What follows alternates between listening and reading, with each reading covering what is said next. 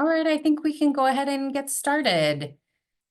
Hello, everyone. Welcome to our webinar. This is Smart Hiring, Leveraging Student Workers for Impactful Summer Meal Programs. And we have a packed hour ahead of us. Next slide, Taylor.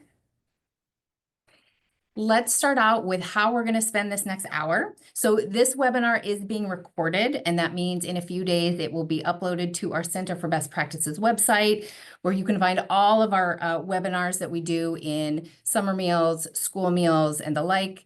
And for anyone who registered for this webinar, you will also be getting a follow-up email with the recording and any additional information. So we will have a question and answer portion at the end of this webinar, but if you have questions, please don't wait to submit them. At the bottom of your Zoom screen, you should see a Q&A box. You can submit questions at any point in time there. If you don't see the box, click on the three dots, the circle with the three dots, and it should come up. We will do our best to answer questions in real time. If not, we will save them to the end of the webinar. And we will have our wonderful speakers who I will introduce in just a moment. And then we will showcase a toolkit that is specifically on hiring students for summer meals. And then we will have our Q&A. And so let's kick off a poll question to find a little bit more about who is on the call today. And Taylor, you can go ahead and launch that poll. All right, so one question, have you utilized student workers in your summer meals program? So this just gives us an idea where you're at on your summer meals student worker journey. I'll wait a few more seconds before we close the poll. But we're getting, I won't say anything, I'll wait till the poll closes. I just have to be patient. I'll give it 5 more seconds. All right, we'll close the poll. So it looks like about 61% have not had experience with student workers in your summer meals programs. Very helpful to know. And then 39% are experienced with it. So this is a great mix of folks that are on the webinar. I think we have a lot of information for everyone. So I'm excited to get started. Next slide. All right, here are lovely panelists today. I want to do a brief introduction, and then we can talk a little bit more with them about their experience in their specific section on the webinar. But first, Odili Barrios from Chowchilla Union High School District in Chowchilla, California. She's a food services director, and she will be sharing her experience in incorporating student workers in her summer meals programs. And so we'll be able to talk more with her and get that specific experience. And we were able to visit, No Get Hungry was able to visit Odili in her district and see her great work in action. So we're delighted that she's here today to share her experience. Jada Kurd is a school nutrition advocate, and she will be talking about how to connect with students to find those students who would be a great fit for your program. And Jada is no stranger to No Get Hungry. She's been a school nutrition advocate for several years, and she has experience working in schools. So we're so happy that Jada can join us today. And then Donna Martin, who is a school nutrition consultant.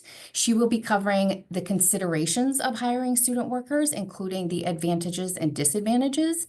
And shout out to Donna because she recently retired from her role as the director of the Burke County School Nutrition Program in Georgia, which concludes a 32-year career in school nutrition. Congratulations, Donna. We're so happy that you're joining us today. And then myself, I'm Summer Kriegshauser. I am a senior program manager on the No Get Hungry campaign, and I will be taking you through the toolkit. So we can move to the next slide. All right, Odili, so great to be chatting with you today. This is just going to be an informal interview style. And before I start to ask you questions about how you utilize student workers in your school meals programs or your summer meals programs, do you want to provide just a quick overview of your district so folks can get an idea of the scope and scale of your summer meals programs? Sure. So I work in Chowchilla Union High School. We're in Central California. We have an enrollment of 1,200 students. on a regular school year. We served a rural non-congregate this past summer, and we had a one pickup location at one of my sites. And we did a 5 day, we did one every day of the week. So 5 days, we were serving food 5 days a week, except for holidays. We usually have 2 full-time summer staff. This summer, we had 3 students that we got from our No Hunger grant. We were able to have 3 students come on board. And then we served about 60 families in our community, and we average about 350 meal bags a day. Great. And, oh, you can go back, Taylor, just stay on that slide. Thank you so much. And so how have student workers impacted your summer meals programs? We were able to hire the students to help us with the summer meals, and they've helped us. They were helping us tremendously. We saw an increase in our high school age students come, or age children come to the meal sites and get meals. Previous years, we only had about 2 a day, 2 high school students come a day to get meals. And this past year, we had from 5 to 15 students come every day. A lot of them were coming to bring their siblings to get meals, which was great because we didn't have that before. And just attributed the increase to having their peers working for us. Yeah, that makes sense. To have that peer-to-peer connection is so important. That's great to hear the increase in the high school students that were attending and bringing their siblings too, because then it really affected their family. Yes, definitely. And so what kind of, how did you specifically utilize student workers in your summer meals program? So what kind of things were you having the students do? So our students were when they were hired, we told them they were going to be like a regular employee. They were going to learn all aspects of everything we did in the kitchen. So they prepared meals. They helped us distribute the meals. They did a lot of my marketing this year, which is great. So they helped us in every aspect, and we had a rotation. So we had like where so we were washing vegetables and fruits one day, then the next week you were doing something different in the kitchen. So we did a rotation for all of them. They washed fruits, bagged meals, help with cooking our hot lunches. Um, they had a specific time to accomplish this task, so we had a timeline for them, and we treated them like our regular employees. We had an advantage of hiring the students that we hired because they were all from our culinary 2 class. So our school has culinary, and these students have their current ServSafe certification. They have the 2-year one, or I think it's like 3-year one now. So they knew the kitchen a little bit more, like the safety standards and stuff like that. So that was an advantage that we did have. All 3 students were given time at the end of the day to work on their marketing. So I had a timeline about an hour at the end of the day so they could work on marketing, and we would sit down once a week and we would go over a whole week. So this is what we're going to do Monday for marketing, Tuesday, and so on. So they had a set schedule of things that they had to do. And obviously they were out there with us in the 100+ heat, because California had really high heat this year, distributing meals curbside to our families that came and picked up meals. I also had them go at the beginning of the school year because a lot of them were very shy, which was really interesting. We went to our local post office and library and to the city hall to promote meals. And I had them ask. I was like, okay, each one of you has to ask, because they were very, very shy about asking to post our flyer, which was very interesting. Let's see what else. And then at the end of the summer, I had them come up with some questionnaires for our families, and I had them gather all the information, ask all the families that were coming to get curbside meals, and then have them share our findings with the kitchen staff. That's fantastic and so smart to use students who are already in culinary, had the culinary education, so they were familiar with various aspects of the kitchen, food preparation. They already had their safe serve certification. So that sort of put you, if you didn't have that kind of training for them, you would have had to train them essentially, right? Yes, correct. Yes, yes. I also love how it sounds like it was very structured, like you really had a structured program for them and they did really well with that. Um, and this leads me to think, because you talked about going to the post office and having them do stuff outside of just the kitchen, outside of what they were familiar with. And so how have you seen, or how did you see the student workers grow in their role? You know, they come in at 1 month and then they leave at the last month. How did you see them grow throughout the course of the summer? They were very shy at the beginning. We noticed they don't want to ask a lot of questions. But as time went by, they came out of their shell, and they were giving me suggestions and what they would want to see themselves. Um, that's why at the end of the program, we gave them the questionnaire, and I'm like, you come up with the questions. I want you guys to come up with the questions, not for me to do or tell you what questions I wanted to come up with. And some of the questions they came up with were very interesting for me. Um, because I don't think I would have asked that question. So they ask, did you think the food was healthy? I was surprised they asked the question. And then they asked another question, which was it enough food? So they came up with some of these questions. Let's see, they were just they came out of their shell, pretty much, is what happened. They were more engaged as time went by.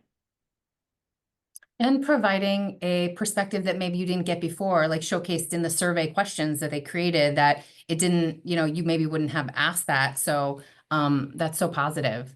Um, Yes. was hiring the students, did it address any of the issues that maybe you were having in your summer meals program, like staffing shortages, or that's just an example that may or may not be? Yeah, that was one of the issues that we were having, and that's why I had applied for the grant from No Kids Hungry, was because we usually in the summer, my staff, they're only here till 10 months. I don't have full staff. So usually I have to ask, hey, who wants to work during the summer? And sometimes I get two, three maybe staff members that want to come and work during the summer. And this past summer, we really didn't have that many except for the two that I actually had come in. Um, so we were scrambling to figure out how we were going to feed the students with only three of us in the kitchen, and making 350 bags and hot food every day.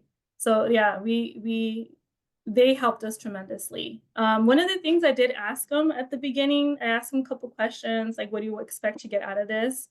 And a lot of them were saying work experience.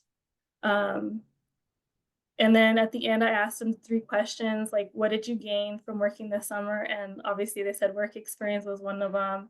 And then learn to appreciate the things that they had. I think this was their first paying job for all three of them. Um, One of them told me sleep management, because you have us come in at 8 o'clock in the morning. um, and then just the learning responsibility was one of the things that they told me that they really learned. And then I asked them like, what was their favorite thing? Because I had a lot of questions for them. I wanted to make this more of an educational. Obviously, they were getting paid, so it was work. But I wanted them to get more than just, oh, we're here to make bags and feed the kids and then go home. I wanted them to learn some of the marketing, um, and then just really get some experience, but like really learn what we do in the kitchen. I love that. I love how they said to you that they are learning responsibility. They had to learn how to manage their sleep better. They came out with marketing skills. Like it really was a growth opportunity for them, along with being helpful to you to fill a gap in staffing that you had. Um, Yes. that's so great. And then can you share just some experiences that have stuck with you in working with the students, stories that you want to share? Yeah, that first, when we were doing curbside, they didn't want to talk to our families that much. It was very interesting. They were like kind of shy. And then towards the end, they knew the kids' names that would come every day. They already knew their names. They would say hi to them. They start talking to them. It was really nice to see them interact with the families. That was one of the things that I took from this was these students really cared about their community and they cared about interacting with the students and the families that came by. Um, One of the questions I did ask them was, "What was your favorite task, and why? What did you like to do the most?" And then they said, in knowing the students or knowing the families coming in, engaging with the families was one of the biggest ones that they say they liked. They like doing the curbside feeding more than they like making the bags, but they really enjoyed engaging with the families. Um, they learn, how to prepare meals because we did have them work making our hot meals too. We didn't just have them doing the bags. Um, and then just knowing that one of them told me, I didn't realize the need in our community until I started working here. The first day he was in shock of how many cars came through. And he goes, "Oh my God, they're still coming. They're still coming. They're around the street." And I'm like, this is pretty normal for when we do curbside feeding. So it was just very interesting to hear them tell me that they enjoyed working here in the summer and helping our families in our community. Well, that's wonderful. Thank you so much for sharing, Odili. I don't have any more questions for you. I'm sure people will have questions during the Q&A, but thank you so much for sharing. All right, thank you. All right, Jada Kurd, you are next. I will pass the mic to you. Go ahead. Hi, everyone. Oh, I'm lagging. Okay, my name is Jada Kurd. I'm currently a sophomore at Mount Holyoke College. I'm an advocate for school nutrition, and I'm actually a former student worker in the Burke County School District in Georgia. Unfortunately, I was not a school nutrition department employee. I worked with my public information office, but in my role in the public information office, I helped advertise the students, and I'm also speaking towards what the benefits were for me as a student worker. So next slide. So the first of these is finding the students, because I know the school nutrition employees often don't have direct communication with students all the time. And just in general, like students are busy and it's hard to find these kind of jobs. So the first and foremost is utilizing school networks. I know that social media is like a huge buzzword in like school systems in regards to like connecting with students, but I don't feel like it's actually the best way to connect with students. But especially in these rural areas, school networks are such a big deal because those people are related or you just grew up with them. I know for me in my school district, the people that are my teachers and my school nutrition employees knew me from literally me being a little kid. So if they're like, "Hey, we have a job," you trust them and you want to work with them. So you can tell these school nutrition employees or the teachers, the coaches, et cetera, that these jobs are being offered and they can pass it on to the students. And that's a really great way to pass on this information. The second of these ways is to create flyers. Flyers are a huge deal if you put them around the school, just in general. I know like in my school, we had like a school store. So like next to the menu, you could put different flyers that are advertising the jobs next to the bathrooms, next to teachers' classrooms. I would stray away from just putting it in like random places in the hallways. So, people are actually seeing them and not just passing by them or knocking them off the wall. I know, and also some schools have like bulletin boards that usually have announcements or things like that. That'd be a great place to put them as well. And then lastly, social media still, even though I don't feel like it's the most effective way to talk to students, social media is a great place to keep things all in one place. So once students find out about these job opportunities, such as through their school networks or through these flyers, they know they can go to their school's webpage and still see these applications, know their deadlines, know what's expected. And you can also go into more depth on the social media posts simply because flyers shouldn't say that much. They wouldn't have that much information. If you're using school networks, they wouldn't be able to have that much information, you know, just in passing. So the social media would be a great place to put all the information all in one place. And I'll say the best social media to use right now is Instagram. Originally it was TikTok, but TikTok is banned. I'm pretty sure. I don't think it's come back into the ether, but so you can definitely stick to Instagram Reels, things like Facebook as well, just to really have this information all in one place. All right, next slide. The second of these is marketing to students. So this is going to be like what you would be saying in these conversations, what you'd be telling to these students, what you'd be saying on these flyers, et cetera, et cetera. As we all know, school nutrition workers aren't being paid that much money. I know when I was a student worker, I was being paid $7.50. So one of the top advertisements that I say to use is the moral imperative, because school nutrition work is so, so important. And I know for me, I grew up in a school district that was free breakfast, lunch, and dinner and summer meals for about 35 years. So growing up in my county, school nutrition became just a part of my life. So I wasn't actually aware of how much work went into it. And I also wasn't aware that there were other counties that didn't have so much support in their school nutrition programs. So a way to advertise to these students is on these flyers, in these conversations, is to really emphasize the impact of the work. Like, for example, you could say things like, one student helper will feed this many families in their time as a summer employee. Or you could emphasize the amount of people in your county that really use these summer meal programs, such as, let's say 50% of our county is using or utilizing our summer meal programs. And that's super, super impactful, these type of metrics. The second of these is flexibility and shorter work hours. I know it still moves like a regular job, but I know when I was a student employee, because I was recognized as a high school student, I was given a lot more flexibility and just overall being taught how to navigate a workspace with a lot more, I guess, my hand being held. And I feel like this is the same way with school nutrition employees. You're teaching them how to clock in, teaching them how to clock out, being a lot more gentler to them than I feel like another job would. Like, let's say like somewhere like a Walmart or a CVS, where all of your coworkers are people that could be way older than you, opposed to just people that were, you know, that understand your age and also want you to properly have a learning experience in the job. The third of these is recognition for their work. So it's particularly important in small communities.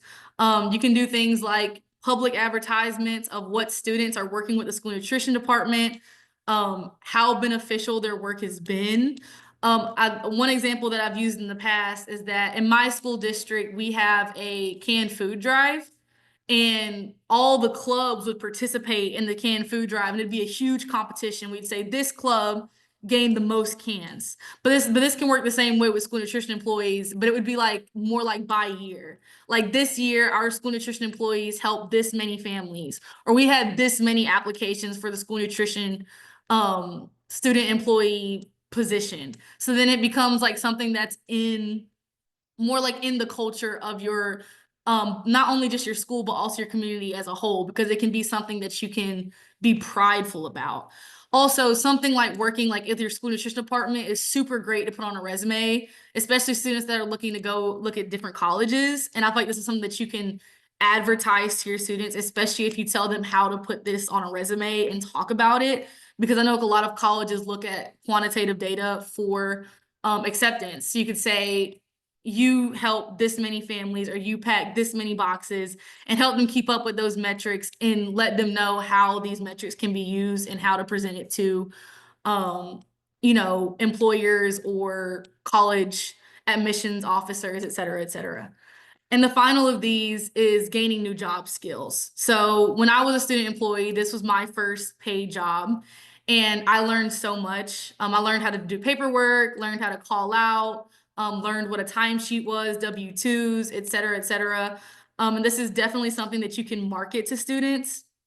And you could say that you're open to teaching them. And also, I would say after they work the job, express to them some things that they learned and be like, you should have picked this up while you're working here. And if you don't feel like you're particularly aware of how to go about, let's say, this process, make sure to ask us. Just quoting off Miss O'Dilly, I think it was a great thing to ask them what their favorite part of the job afterwards was, because for one, it makes you a better manager and makes you understand how to navigate with future student workers, but it also lets the students reflect on their time at the job. And I would also emphasize when asking those kind of questions to tell the students that it's also to make sure that that this job is attractive to other students as well, because it's always really, really such a fresh air to see that your employers want to make a better space for future employees, especially for the students. And overall, it just gives a better look to the school nutrition department, so you know who you're working with, whose food you're eating, and then overall to advertise more students to get involved. All right, next slide. And the final of these is impact for students. In our poll, we had a lot more people that have never had student workers before. I was actually really surprised by that. So this slide is really important just for my sake to, I guess, demonstrate to you guys why having student workers is important.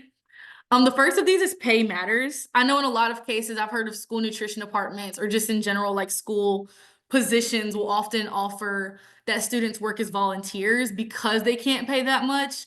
But I know for me, I come from a low income household, and the $750 that I was making as a student worker was really, really helpful.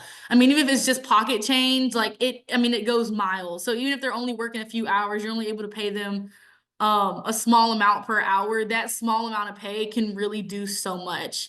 And every once in a while, sometimes students are working other jobs. So if you're just giving them, any amount of money helps, seriously. The second of these is supportive logistics. Throughout the summer, students often have things like clubs, sports, et cetera, things that go on throughout the summer that are at the school system. So what's beneficial at working with the school for them is that everything they're doing is all at one place. I know, like for me, I didn't have my own car, and I also was a student that had sports during the summer because I played volleyball and had practices every day. So I'd be able to go to work and then go immediately to practice after, because it was all in the same space. And because I live in a rural area, everything was really far apart. So it was super beneficial to not have to drive 20 plus minutes to a different activity. The third of these is flexibility. And that's just pretty much what I talked about in the last slide, about how you guys can be very nurturing and understand their age and meet them where they are, basically, which is something that other jobs can't offer. And then the fourth is community engagement.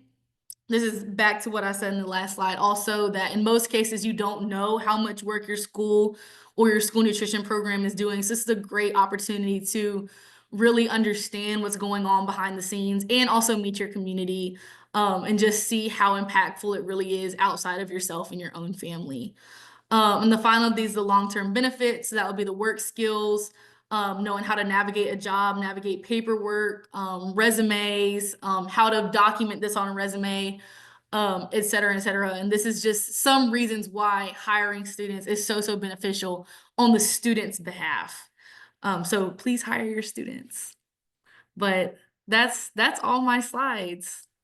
That's great. Thank you so much, Jada. And I love how you talked about the importance of recognizing the student work, really making it that they're not just workers. There's an educational component. They're meeting their community. They are growing too. And Donna's going to get into this, but yeah, some of these kids, it's their first job. And so there's lots of learnings happening. Thank you so much, Jada. I so appreciate your experience. And Donna, passing it to you. Okay, thank you. So I'm Donna Martin. I was the school nutrition director in Burke County Public Schools, which was a large rural district. And so just to tell you, we did a large non-congregate summer feeding program. We had 15 buses that went out 2 days a week, and we did 3,000 meal boxes a week's worth of meal boxes for breakfast and lunch. So we had to hire at least 15 students every summer. So we have a lot of experience with hiring students. So why did we start looking at hiring students? And it was because we didn't have enough employees. And I would talk to my employees about working, and they would give me a lot of excuses that they had to babysit their grandchildren, or that they were tired, or whatever. And so other departments were hiring students, transportation and maintenance. So I decided to get on the bandwagon. And so in rural counties, like Jada was talking about, there are not a lot of job opportunities for students. And we even had a lot of college students coming home for the summer, and they couldn't find any seasonal work. So we not only hired high school students, but we also hired college students. And we'd have a lot of kids that started in high school, and then they would come back when they were in college and continue to work for us. The other issue is the salaries of summer students is much lower than my regular salaries for my employees. And if you work in school nutrition, you know that finances are getting tough, guys. It's getting harder and harder and harder to make ends meet. And so when you can hire somebody that costs half the cost of your regular employees, that is always a bonus. And then the other thing is, I think my employees are exhausted, having gone through COVID and having to work year round and continuing to do that. They were tired and needed a break. In some counties, the superintendent just said, we're not even doing summer feeding because the employees cannot work it. They're so stressed out. But, you know, once these students start working in the program, and actually we need to be on the next slide, I'm sorry. Once the students start working in the program, they realize that how hard the work is in school nutrition. And so we've had a lot of them that start working for us in the summer, and then they come back during the school year and work for us when they have time available, or they work in the supper program. And most everybody that worked their first summer would come back and continue to work for us. The other issue is that my employees were constantly calling in sick, or they had to stay out with their children, or they would have doctor's appointments and things like that. And I found with summer students, they did not have all those issues. And like Jada said, they were so excited about it being their first job, and they really wanted the money. And so they were really, really excited. And it's always nice to be in a program that the kids and the employees are excited, because my employees during the year were burned out. Next slide. So what's the timeline for hiring youth? I think my first thing is start early. This is a long process. This is not something you decide to do one day and start the next day. And that's what's so fantastic about this toolkit, is it's going to give you everything you need to do this. We have done all the work for you. So thank you, No Kid Hungry.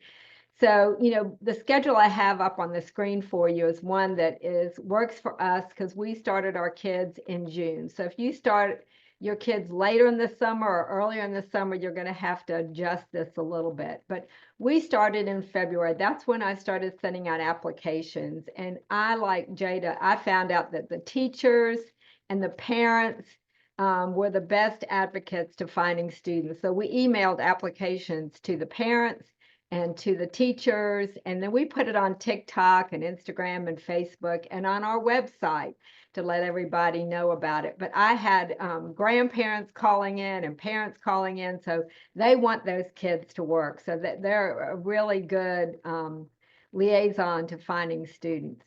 And then in March, you have to give them a deadline of when the applications have to be in, because after you get the applications, you have to do reference checks. And some school districts require you to do background checks, so you may have to get those back.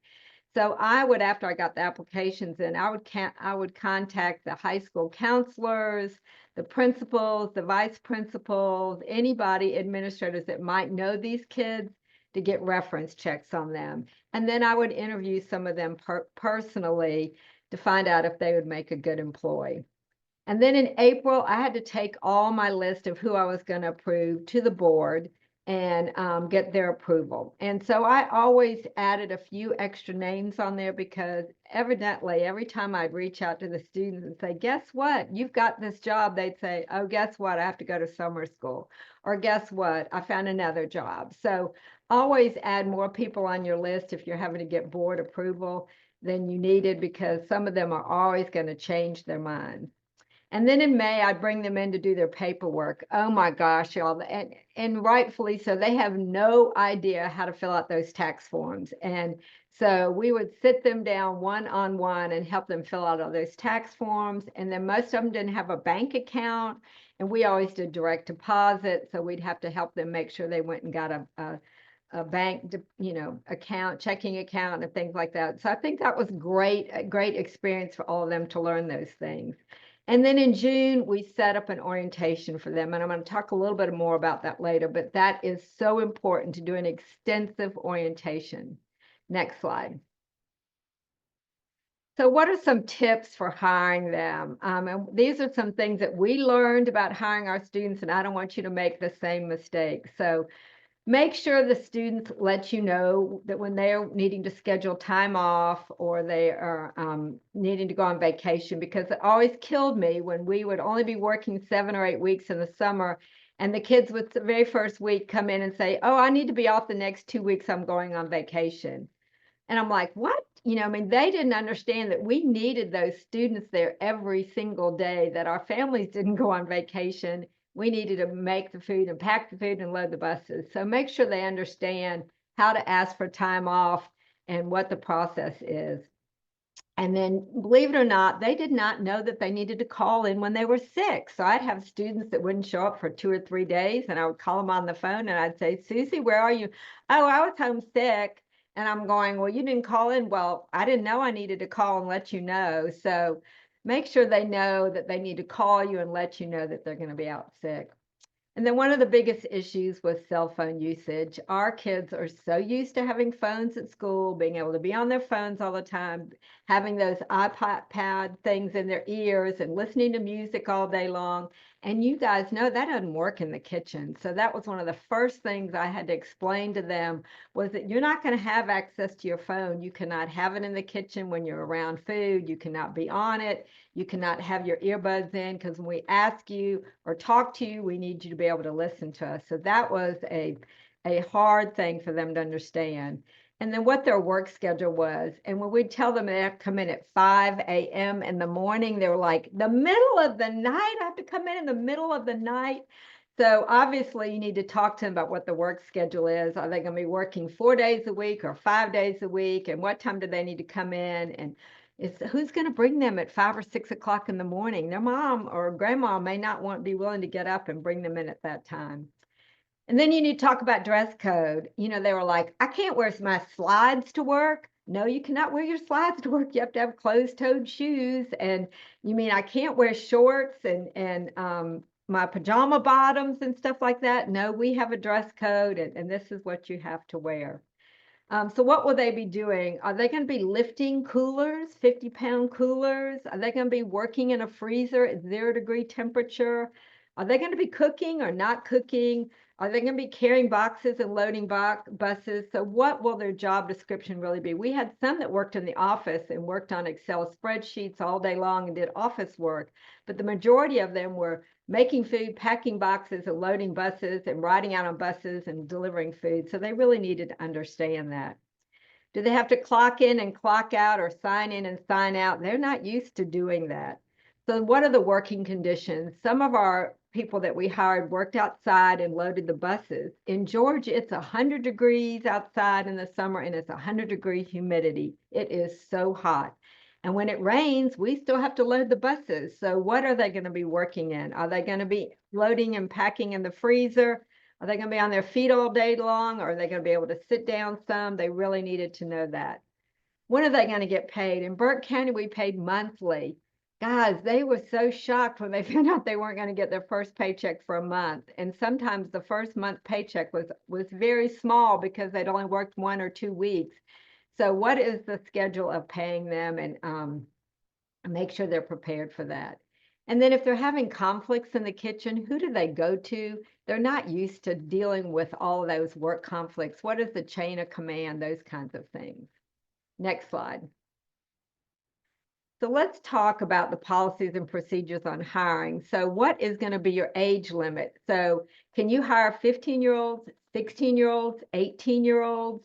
In my county, I had this grandparent call and say, I want my granddaughter to work. And I said, that's great. How old is she? 13. I said, I'm sorry, but call us back in a couple of years. So actually in my district, we got so desperate that we actually wound up hiring some 15-year-olds. And so we had to get work permits and things like that.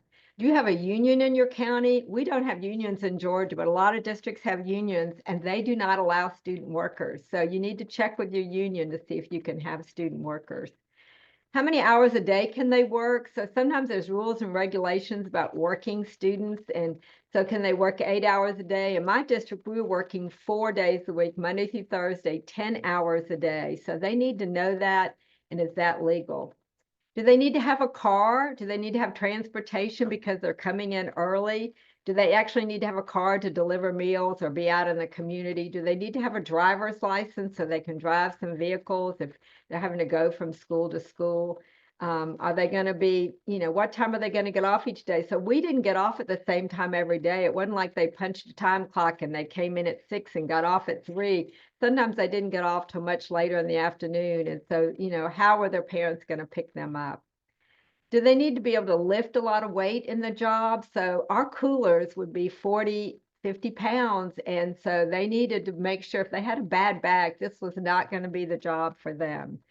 And it's not necessarily a desk job. So it might be raining or hot or both. And they needed to know that they're going to be working in all kinds of conditions. Next slide. So your orientation program needs to be very, very extensive. So once they start the job, you really need to go over all the things like payroll and chain of command and their work schedule and things like that. But where are they going to report the first day of week, the work? What school are they going to be? Are they going to be at Central Kitchen? Where exactly do they need to report? Who do they need to report to? Where is the time clock? Where is the sign-in sheet? Are you going to give them breakfast and lunch? Do they need to bring their own meals? Can they leave to go get breakfast and lunch? Things like that.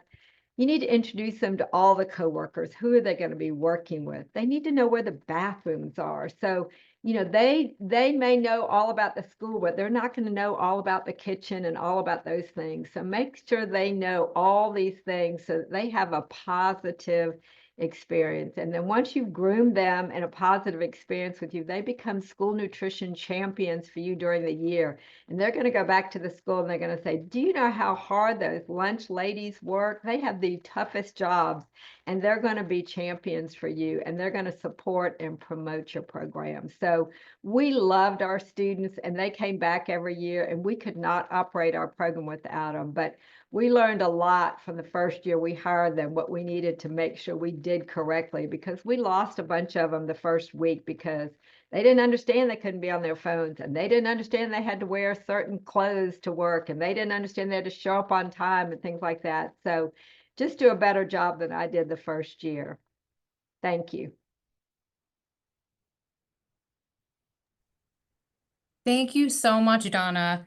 I took like a million notes. There's so much to think about. There's so much to think about. And it's really true. If you have someone who's never had a job before, you're really having to do a robust training, robust onboarding, making sure you're telling them everything that they know so there's no surprises, so you don't lose them in the first week. I love that then you get school nutrition champions, because then they see the work, they see behind the scenes, and it's really hard work. And it's a testament to your program that they come back. You get workers that come back. And so that's very special. So that was excellent. Thank you so much, Donna. And this leads me into the toolkit that Donna was talking about, which has all this information. So I'm going to see if I can share my screen and just go over the toolkit. Let me see. Briefly go over the toolkit in real time. Okay, hopefully everyone can see this.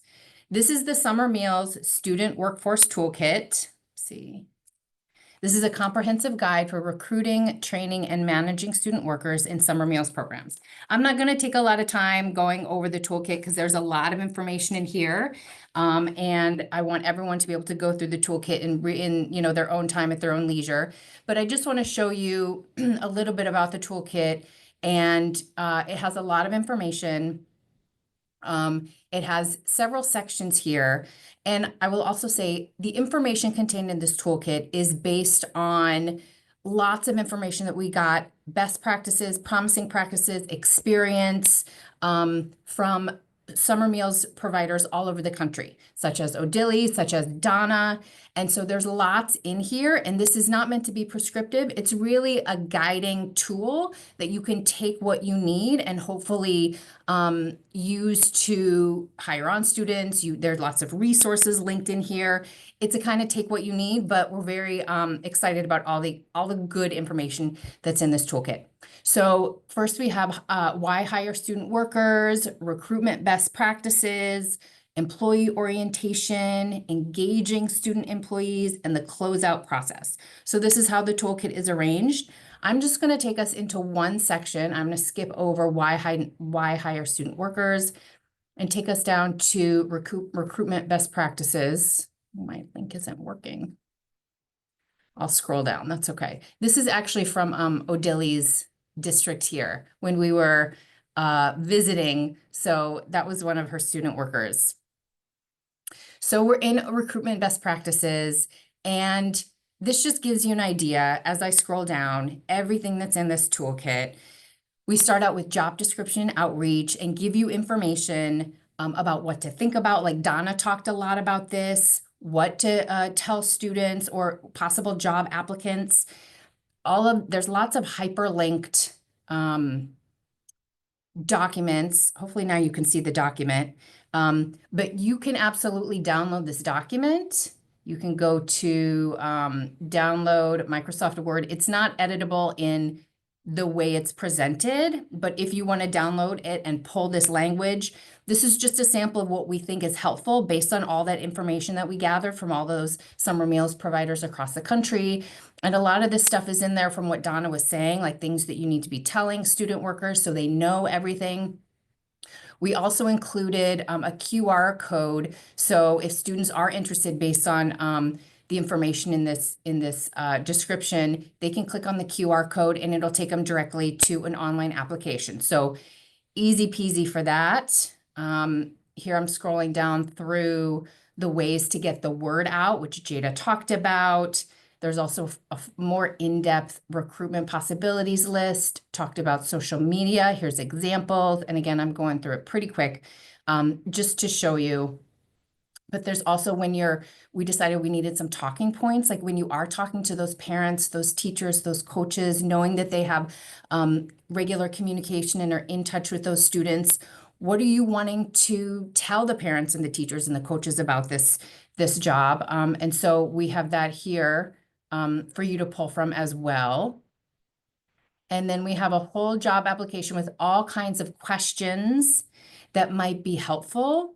And here is a sample of an online job application. We built this out using Google Forms. It's a very simple way to build essentially an online survey. But this is so students can easily enter in their information, whatever questions are necessary for the particular role that you're looking to fill. And then the job interview as well. Lots of questions. Pull the questions that resonate with you and make sense for the role that you're looking to fill.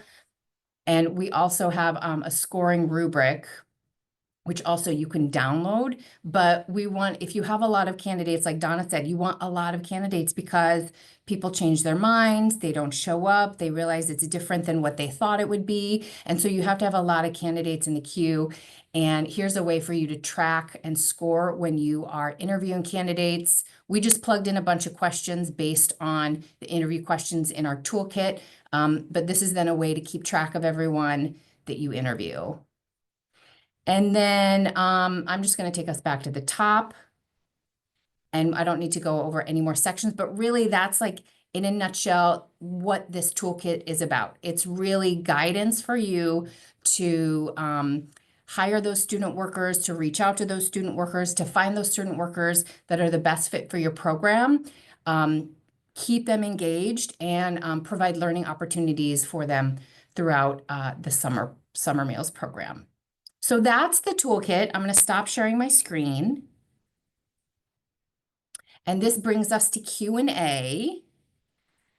There we go. I know we had some questions that people put in the Q&A box, so I'm going to pull up those and start with those questions. And then any other questions you have, please go ahead and you can continue to put them in the Q&A, or you can just put them in the chat, either way. But one of the questions that we got in the Q&A is from Tammy, which I think she said she had to leave early, but does anyone know of funding that would be able to pay for this? And several other attendees actually put in their answers. So I would love to hear from other folks that are on the webinar. If you can put it in the chat, for those of you who have had students in your summer meals programs, how have you been able to pay for them? I'd love sort of a collection of answers.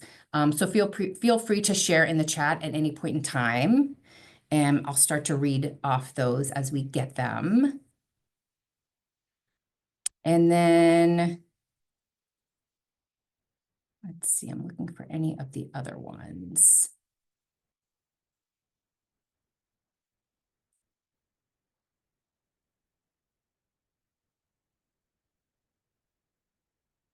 One of the questions in the chat from Laura says, are all of your student workers 16 and older, or were you able to offer work to younger students? And what are the restrictions for students under 18 and under 16? And Donna, you talked a little bit about this specific to your county.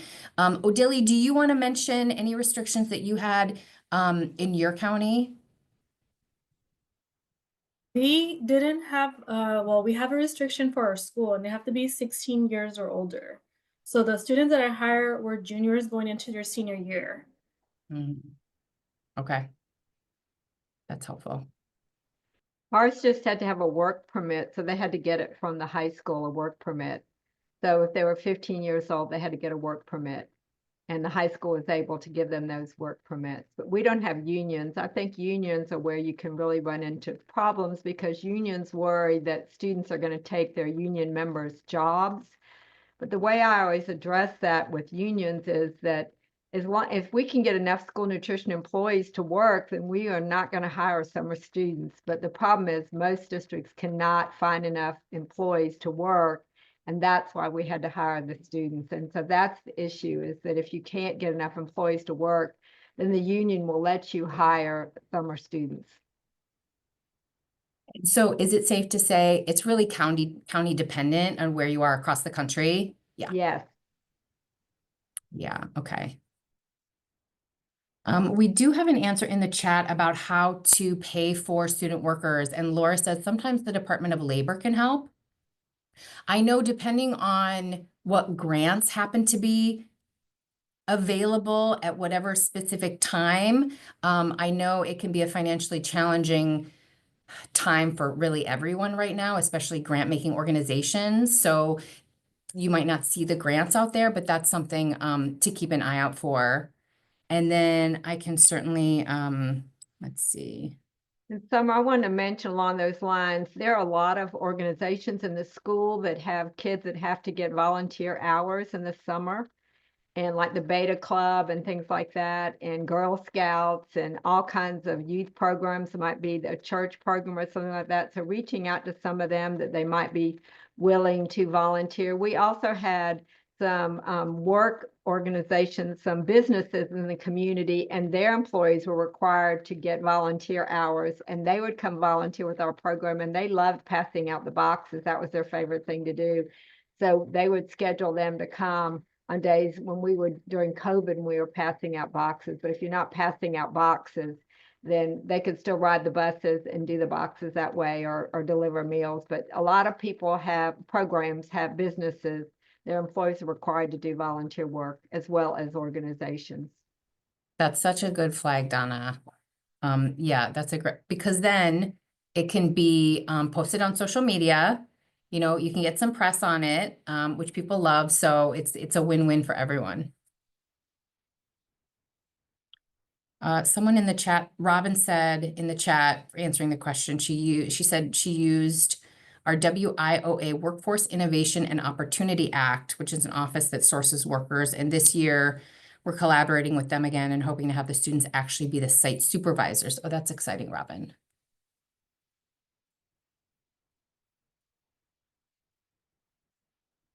I'm just reviewing the questions.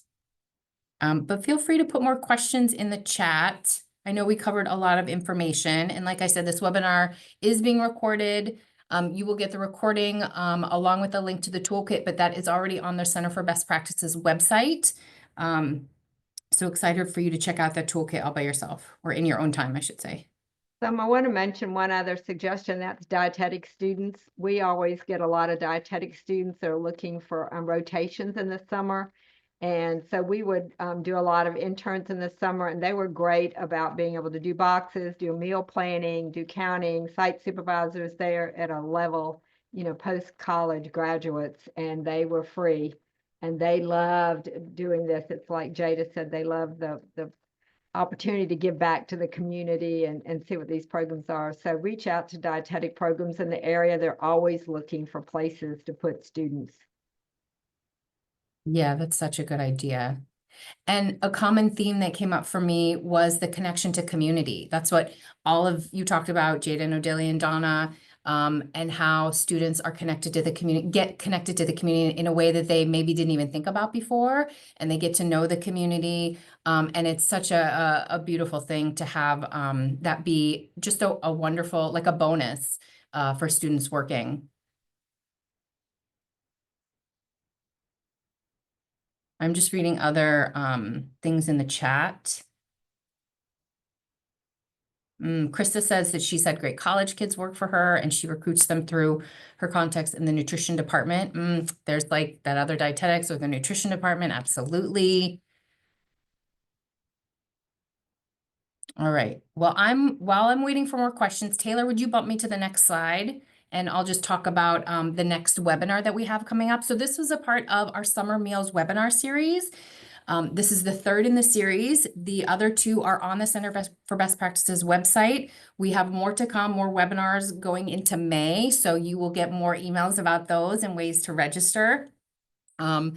I put up here our Center for Best Practices website, which has all of this information. But our next webinar is Together We Serve, How Schools and Community Organizations Are Boosting Summer Meals.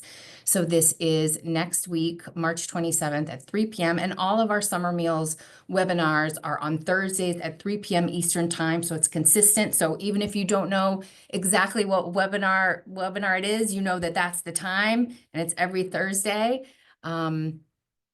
So I hope you will attend that, and you will definitely, if you were on the email list for this one, you will get an email about registering for the next one. Any other questions?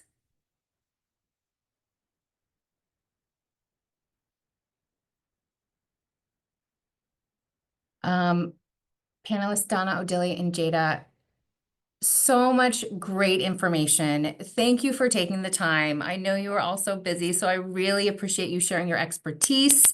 Anything before we close out? All right. Well, thank you everyone for attending, and have a good rest of the day, everyone. Bye-bye. Take care.